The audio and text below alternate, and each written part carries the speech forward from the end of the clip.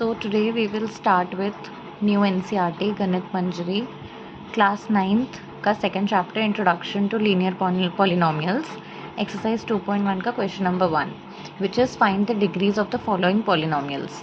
तो किसी भी पॉलिनोमियल की डिग्री फाइंड करने के लिए होता है उसका हाईएस्ट पावर ऑफ x। जैसे इसमें x स्क्वायर है, x है और यहाँ पे कुछ भी नहीं है, तो हाईएस्ट पावर देखो, इसकी पावर 1 है, इसकी पावर 2 है, तो हाईएस्ट पावर इज़ 2। तो यहाँ पे हमारी डिग्री हो जाएगी 2। मतलब जो भी उस पॉलिनोमियल की हाईएस्ट पावर होती है वही हमारी डिग्री होती है। अब इस क्वेश्चन में देख लो, हमारा हाईएस्ट पावर क्या है, इसमें y की पावर 0 है क्योंकि ये कांस्टेंट है, इसमें y की पावर 1 है, इसमें y की पावर 3 है, तो इसमें हमारी हाईएस्ट पावर हो गई 3, तो हमारी डिग्री भी हो गई 3। अब इस क्वेश्चन में आ जाते हैं।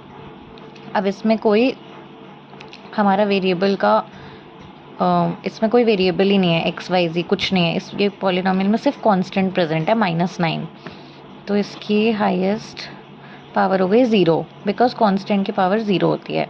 कोई एक्स वाई जेड नहीं दिख रहा है आपको, ये एक कांस्टेंट पॉलिनोमियल है विदाउट एनी वेरिएबल, तो इसमें डिग्री हो गई हमारी 0।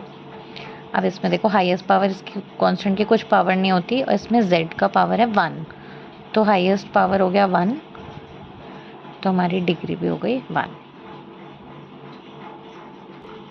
अब हम करेंगे क्वेश्चन नंबर 2 जिसमें पूछ रहा है right polynomials of degree 1, 2 and 3।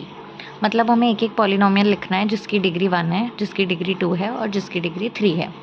तो पहले वाले का एग्जांपल देख लेते हैं। जिसकी डिग्री 1 है तो आप कुछ भी लिख सकते हो, जैसे x + 2, तो ये एक पॉलिनोमियल हो गया जिसकी डिग्री 1 हो गई।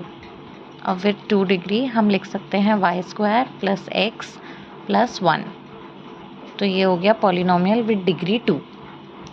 अब हमें लिखना है विथ 3, तो आप ले लो 3z³ + 2y + x, तो ये हो गया पॉलिनोमियल विद डिग्री 3।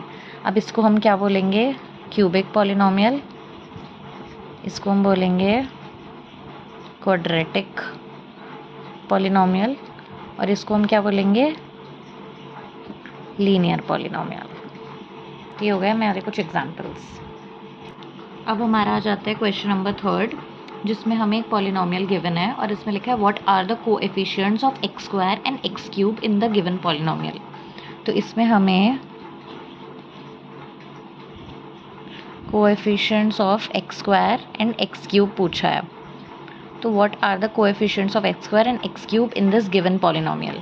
अब देखो x² कहाँ है, ये रहा, तो x² का कोएफिशिएंट मतलब उस वेरिएबल के साथ जो नंबर प्रेजेंट होता है उसको हम कोएफिशिएंट बोलते हैं। तो x² के साथ कौन सा नंबर प्रेजेंट है, 6, तो हो जाएगा हमारा 6। अब x³ यहाँ पे x³ यहाँ है, तो x³ के साथ क्या प्रेजेंट है, -3, तो इसका कोएफिशिएंट हो जाएगा माइनस। हमेशा माइनस को हमें साथ में लेना होता है।